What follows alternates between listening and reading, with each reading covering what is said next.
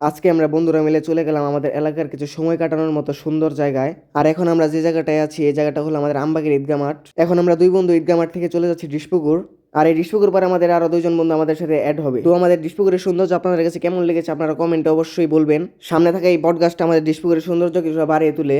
আর আমি আর আমার বন্ধু এই জায়গায় অপেক্ষা করছি আমাদের দুই বন্ধুর জন্য।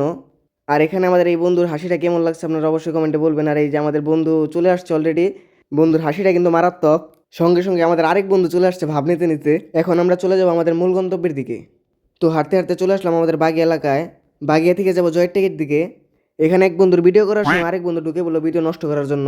বাগিয়া থেকে জয়টেক যাওয়ার সময় এখানে দেখা যায় একটি সুবিশাল বট গাছ। অবশেষে চলে আসলাম আমাদের মূল গন্তব্যে। আর এই জায়গাটার নাম জয়টেকের বটতলা। এখন আমরা যাবো ডান পাশের রাস্তায়, যে রাস্তার এক পাশে নদী আর এক পাশে খামার, যা আমাদের এই রাস্তাকে আরো আকর্ষণীয় করেছে। তো এই জায়গাটা আপনাদের কাছে কেমন লেগেছে তা আমাদের কমেন্টে অবশ্যই জানাবেন।